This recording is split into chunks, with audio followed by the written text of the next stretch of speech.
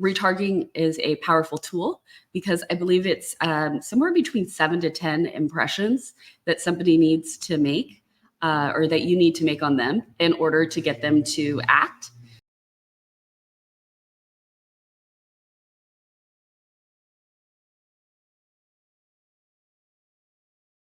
Welcome to Real Estate Coffee Talk. Cheers. Cheers. What part of the country do you live on? The East Coast, Mid Coast, West Coast? I'm in California, Northern California. Oh, okay. So San Francisco Bay Area. Yes. So it's coffee drinking time for you. It is. It's 9 a.m. I've had a little too many as usual. Where oh are my you gosh. looking? But I'm so excited to have you on, just talk about some of the things that you're doing. I was just like intrigued reading through your stuff. So before we get into the fun stuff, tell us, and you can sip your coffee so it's not cold. Yeah, you're fine. Tell us a little bit about you, kind of like how you got into the real estate game. Yeah, absolutely. So I'm actually third generation in the real estate business. My grandfather built homes. He was a general contractor. My mother sold new homes for the Irvine Company for years and years. Wow. And while I was in college studying business, I ended up working for a top producer in Palo Alto. And so I kind of got my feet wet in the industry there, hosting open houses every weekend and working as an admin, and eventually got my license, and this became my full-time gig.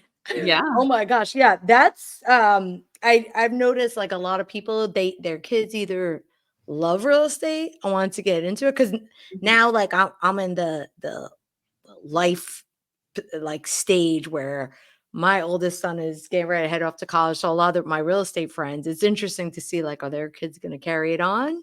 Which some of them are gung-ho. And then some of them are like, I don't want anything to do with it. To be honest, like I didn't want anything to do with it. Yeah. And it just, sometimes that's kind of right the way things happen. And I think especially, once you have seen your parents live the real estate lifestyle of having more control over their schedules and flexibility and things like that, I think it's hard making that decision to be tied to a desk from 9 to 5 every single day of your life. Yeah. Right.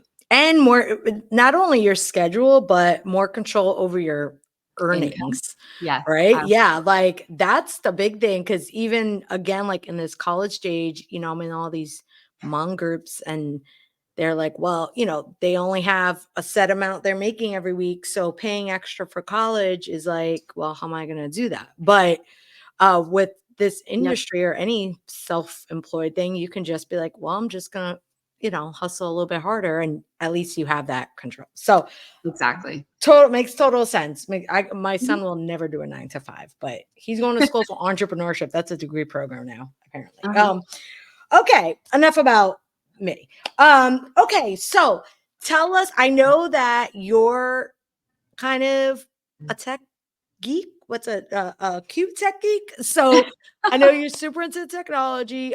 So tell us a little bit about like your, kind of like your love for that, how you're using it, and how you started to infuse it into an industry where a lot of people are a little bit behind the curve. Yeah.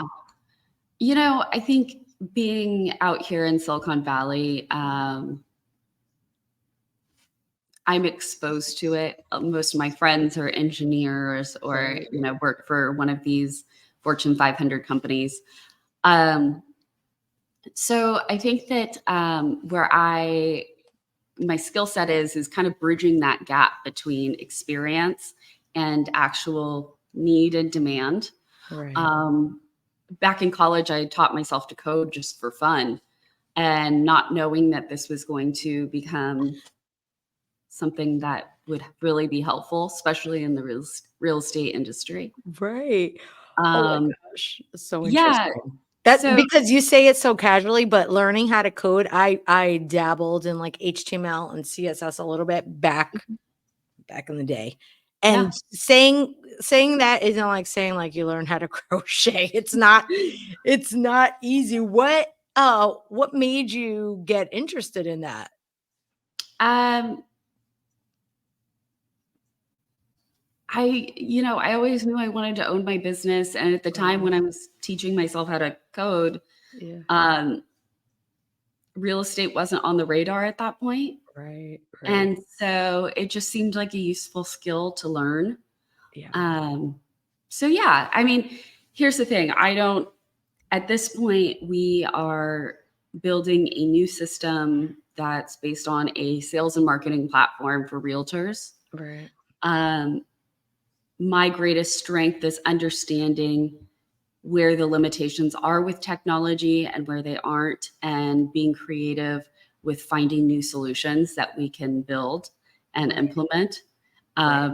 to just simplify the whole process. I think that I still believe that the number one CRM is the one that you use. Yeah. Um, but our goal is to make it usable by anyone. I feel like a lot of the major systems out there right now, um, they're very complex and it takes a long time to have adoption. Yeah. And when you get a copy of it, it's almost like you need to hire an engineer or a full-time staff to build it out for you. Yeah. Yeah. Or you need to I was in a client's, she's a broker. I Uh-huh. was in her CRM the other day. It was probably the worst, and she pays a lot of money for it. And I was like, this is the worst CRM I've ever seen, because I could tell like whoever built it. And I know from being on more, I'm more on the marketing end, but I get really excited about like automations and all that stuff. I could tell whoever built it was probably super excited about all the things it could do Yep. without really knowing, okay, what real estate is and how most realtors' brains work. And I Yep. was like, there's no way she hadn't tapped into 5% of what she could do on there. So it sucked. Yeah. Right. Which is a unique skill you have. So were you kind of practicing real estate already? And Yeah. So I own my own brokerage. yeah. Um, we're actually today making a leap and moving over to Real. Oh, nice. Okay. Uh, Cool. so after 11 years of being independent, um, we're now going to be brokered by Yeah. Real. Oh, cool. We're going under their white label program, which is really, really interesting. And I think right now with all the commission lawsuits and everything going on, I think there's going to be some settling time with Yeah. that. Yeah. And so it just gives us an extra layer of protection. Yeah. Agreed. But so I have a team of agents that work for me. I have a sales team of 5, and then I have some independent agents as well. Yeah. So we use the systems. A lot of times I build solutions for our team, see if it works, see if it was worthwhile, and then we pivot from there. Right. And we either do a deeper integration or we kick it to the curb. Right. Okay. All right. So what are some of these things that you are sorry, I hate to interrupt here, but putting on do not disturb because I thought it was on already. Okay. No So worries. what are some of the, I guess, the systems you have built out with technology already? Like what is your sales team? What are your agents using it for? Yeah. So let me talk about our new system that we're Yes. building. That it's going to be my team is being onboarded next month. We're hoping to release it for demo by Yeah. July 1st. Okay. Um, since you're interested in like more of the marketing side of things, Yeah. here's some of my favorite things. Um, Number 1, custom audiences for social media and retargeting. Yes. Every time somebody comes into my database, they're sorted out among 8 different categories of buyer, seller, investor, friend, sphere, family, whatever. Right. And at that point, they then go into a custom audience group for social media automatically, This makes which me all then, warm and fuzzy inside. so every single person in my database is Yeah. getting that retargeting Nice. Okay. every single time. So if there's something important, putting it out to that custom audience, everybody's going to see it. So that's number 1. Okay. Retargeting. We also have a funnel functionality with A/B testing. that you can use for Google and Meta ads, while also seeing all of your reporting data on your ad spend, all from within your CRM. Oh my gosh. Okay. And Hold there 1 second, because retargeting is such a powerful tool, but we're talking as like marketers. So just like quickly explain retargeting and why it's so amazing, as if we were like 5-year-olds. yeah. So retargeting are those little ads that you see that kind of follow you around the internet. So, for example, if you were looking at a dress online and playing with the sizes and about to put it in your shopping cart, you may notice that that dress starts popping up everywhere you're looking online. And that's a result of retargeting.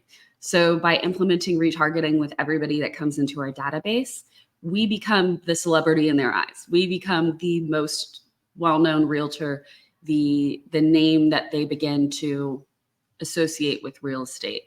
Retargeting is a powerful tool because I believe it's somewhere between 7 to 10 impressions that somebody needs to make or that you need to make on them in order to get them to act.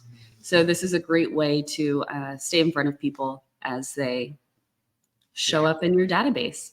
I love it. And it's almost like I love it because it's, I mean, I hate to say it's passive. Once you set it up, it's passive on your Yeah, end. And it feels passive-ish to the person feeling it, because they don't, unless you're in this world or whatever, you're not really keeping track of, like, a lot of people yeah, don't even know what retargeting is. But every day or multiple times a day, they're being like shown either your face or your listing or your video, whatever it is, multiple exactly. times. So yeah, it kind of grabs like that mind share. So It's I like love it. it's Okay. kind of like indoctrination a little bit. A little bit, yes. A little bit, yeah. Um, I'm like, just a little bit stalkerish, but that's okay. but you know what? Like and that's something I feel like a lot of technology has forgotten for realtors Right. is it's become about like keeping track of your emails and touch points. Yeah. But realtors are marketers. Right. Like that's our number one job. Yeah. And I think that you talk to different companies like Ylopo or Curator, any of these large marketing companies, you're Right. looking at spending $800 to $1,200 a month just for them to run the ads for you. Yes. Yeah. That's before any of your ads spend.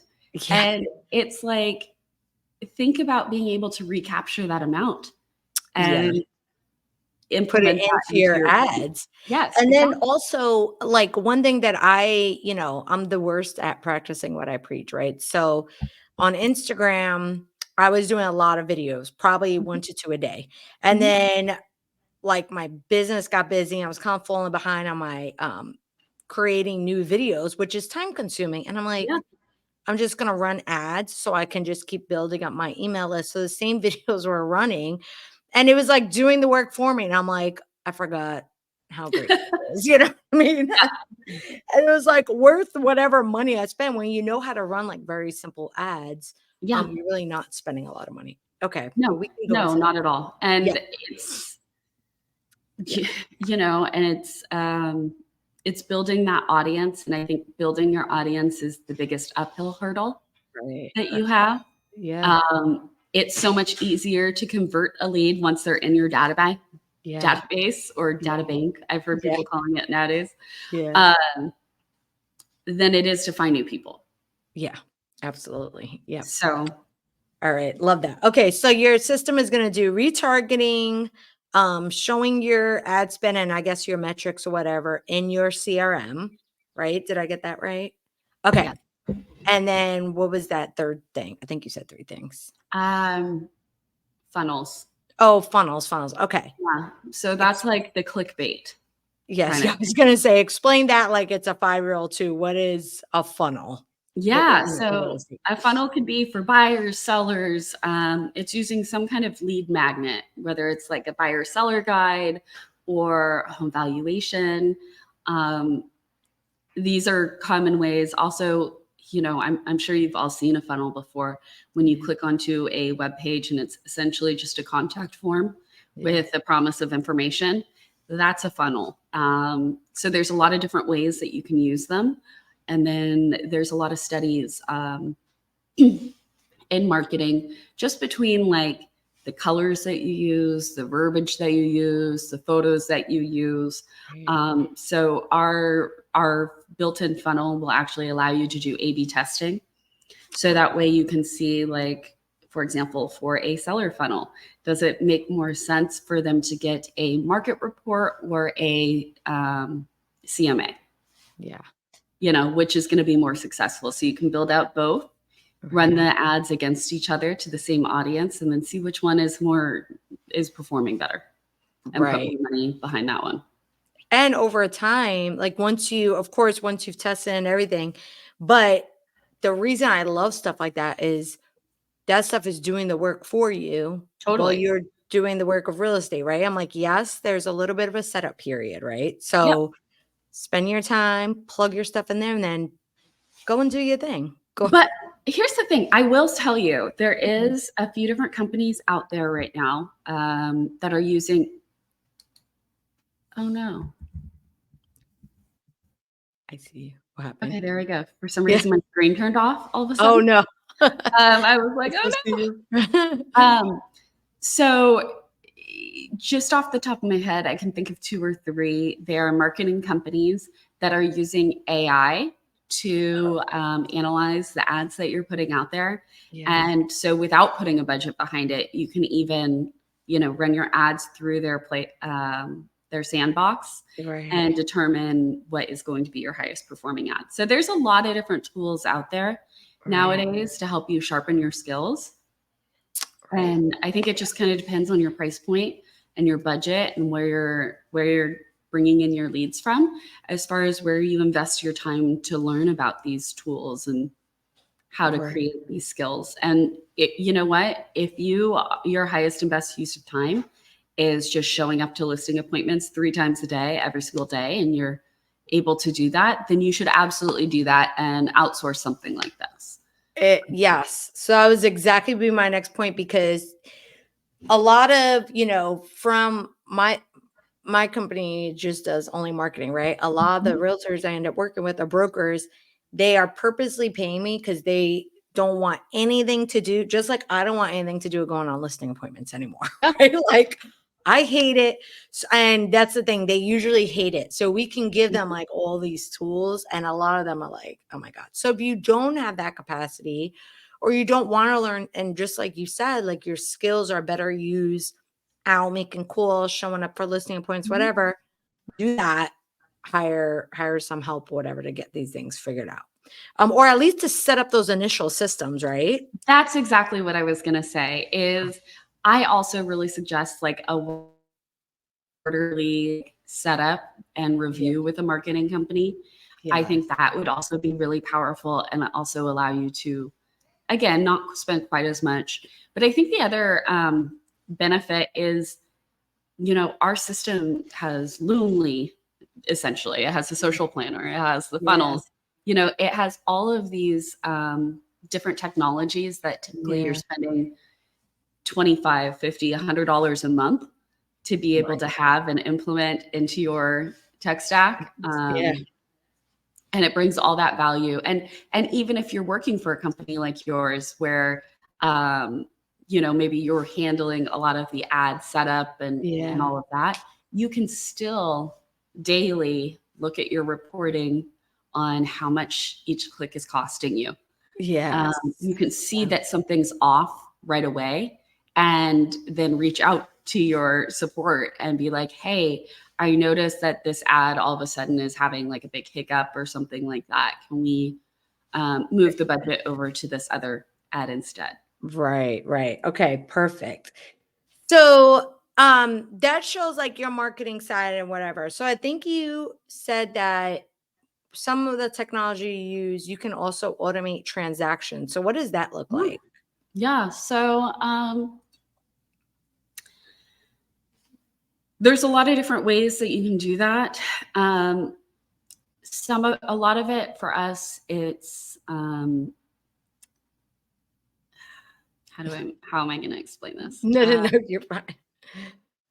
Is it like the, going under contract or setting up There are stage inspections and stuff? changes. Okay. So we use a combination of stage changes, also uh, appointments completed. Right. Okay. So I personally believe in this atmosphere of what we're going into and defending our value as realtors Right. and really explaining that to our clients that the more information that we have based on what we actually provide as a service, Right. the better that we're going to be able to, explain that to clients. So, for Right. example, we utilize a scheduling tool within our thing, very similar to Calendly, Right. but every single deadline throughout the transaction is set up Okay. as an item in there so that once the date is scheduled, there's certain reminders that go out. Oh, that's And perfect. and if it becomes calendared afterwards, it can set off a different series of actions, whether it's then a form going out for signature or if it's an email being sent out as a follow-up or Right. the initiation of a stage change. We can make all of that happen depending on what part of the contract we're talking about. Right. Yeah, That's nice. So then once all that's set up, then all you're really doing is going in and applying, whatever, an under contract tag or setting the status. And then it just kind of like bubbles down all the dates and deadlines and all that stuff from there. exactly. Love that. So Okay. here's the thing is I think our system, what makes it different is we're going to be selling it with all of these workflows and everything built out for you.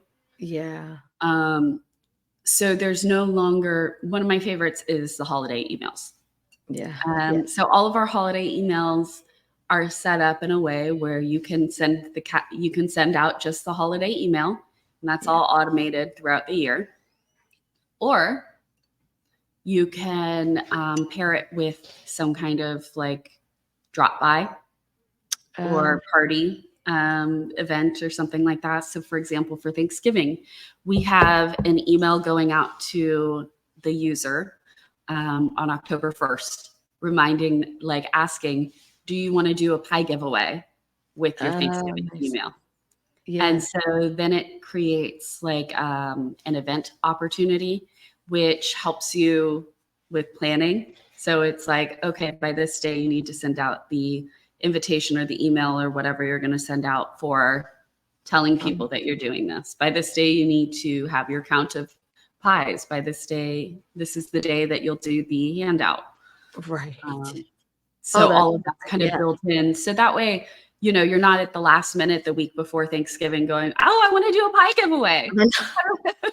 you Trying to know, go to Costco and find some more pies. Oh my gosh. Yeah. exactly. So It it helps also you build just that. gives them like a lot of times, they don't even have that idea because, like we said, they're stuck in like the real estate transaction, just moving through it, going crazy all the time. Exactly. And so that prompts them for something that they may not have thought of otherwise. So Exactly. that's really cool. Okay. So, like, I know we mentioned the NAR thing or whatever. So with that, what are some of the things your realty, Reward Realty, is doing differently or is looking at doing differently that can keep agents on like that cutting edge to their clients, right? So I know you're already doing things on a cutting edge for them, but like what are their clients experiencing basically? Does that Yeah. make sense? Yeah. Okay. Yeah. Yeah. We are just at the beginning of stages of implementing, some new processes around this. But Yeah. some of the tools that we're looking at using is, I apologize, we have a train. No, it's okay. Um, some of the tools are you familiar with High Note? No. Okay, High Note is a great tool. I'll send you a link at the Yeah. end if you want to Yeah. post that. Yeah, for sure. Um, I'll actually so, put it in here while you're talking. Keep going. so High Note, they basically create a presentation for you. And it kind of looks like movie clips as you go down, Oh, but you geez. can upload different assets to it. Yeah. So right there, we talk about the buying process. We talk about um, I'm gonna save it We, here. we talk about the NAR settlement Yeah. and how that affects them as a buyer. We talk about how we negotiate for them and for the commission.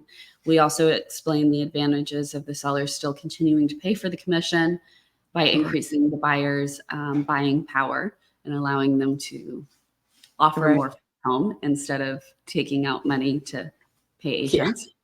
So Right. we explain all of these things in our high note. And the thing that is really powerful about high note is you can text the link out. So prior to a showing, they can receive a link to all of this information with the buyer broker, a copy of the buyer broker agreement. We use DocuSign Power Forms a lot in our Yeah. business. Yeah. And so what those are basically templated forms that you can set up for different signing groups and sign it on the go instead of having to upload a new one each time. So I love yeah. DocuSign. Whenever anyone tries to get me in on this dot loop nonsense or it's like other things, I'm like, what isn't the world to use DocuSign? It's just like the best setup. I love them. But anyway, I'm sorry. Go ahead. No, they are wonderful. We're actually looking at bringing them on as our transaction form provider Oh, in that our would system be as well. awesome. That'd be awesome. Okay. Yeah, So there's this a lot going on. system, tell us like a little bit more about like how can agents learn more about it when the time Yeah, when the we time have an interest list forming right now. So Okay, it's cool. just a landing page. It's onrecord.ai. Okay, we'll put that link in here and in the show Yeah. notes. Let me put it here. Yeah. So Okay. going back to the NAR settlement, I think one of the other things is I mentioned a lot of these um, events that we track throughout the contract are calendared. Yeah. Well, in addition to that, we use it for showings and making offers as well. So that way you can additionally say, like, look, on average, I spend about 35 hours on buyers. These Yeah. are all the activities you can see we Oh, yeah. perform throughout the transaction. This is how long it takes. This is Right. why, this is why we're making this money. That's why you're paying me. Yes. Exactly. Not to So really going mention back and like financial. documenting all of our Yeah. actions and helping Right. people understand, we're working just like they are. Right, right. I love that. And I like that you're at least addressing it because, you know, it's like I've seen it like in our local Facebook group, someone was like, just stop talking about it. Stop putting it on your pages. You're giving people.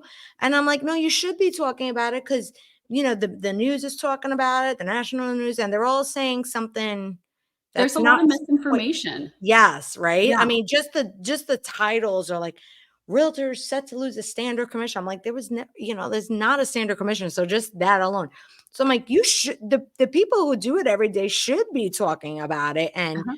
giving them, the same thing I used to say with like for sale by owners, right? Yeah. If you look at Google search data, right? And look about like selling your house. 3 of the top 5 searches were some variation of how to sell without a realtor, right? Yep. You can't blame people. People want on a $500,000 house, people want to save whatever that is, $30,000, right? Yep.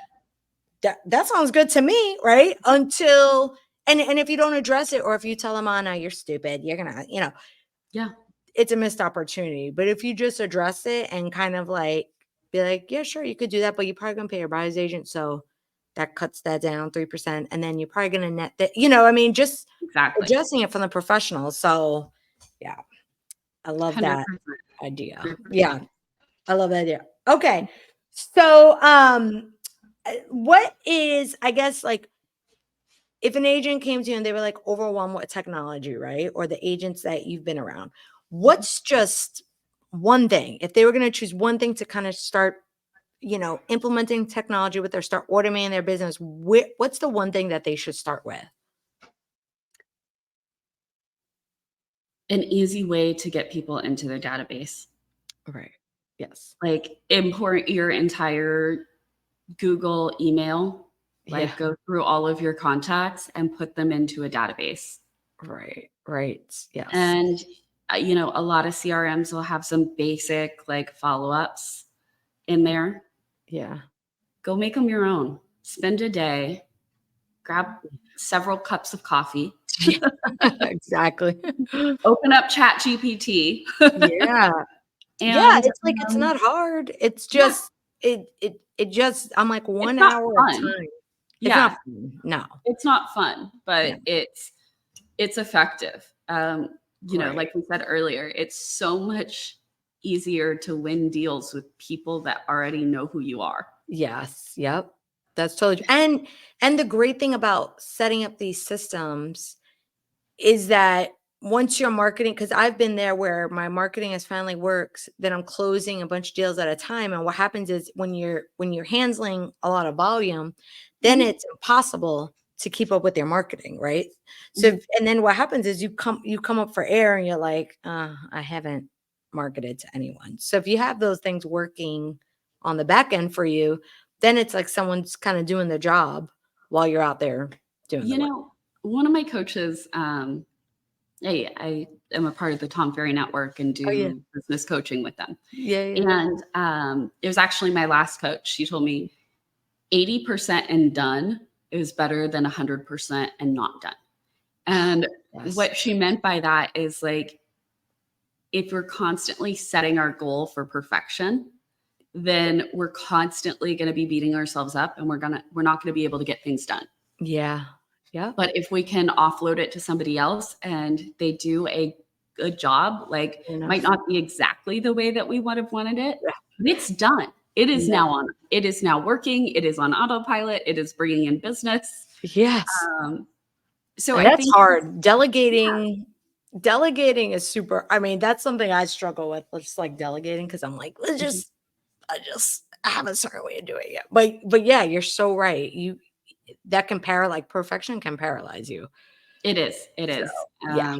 And I think, just making sure that it goes back to when you are ready to hire somebody, making sure that you really spend the time for them to get to know exactly what it is that Right. you're asking for, Right. and being really crystal clear on that. I think it's one of the things I struggle with. I can't work with VAs. Yeah. Like my staff has to be in person because Yeah. I'm very much like my ideas come to me and I have to just spit them out of my mouth and Right. get Yeah. them out of my head. Otherwise, they will stew or I'll forget about it. Yeah.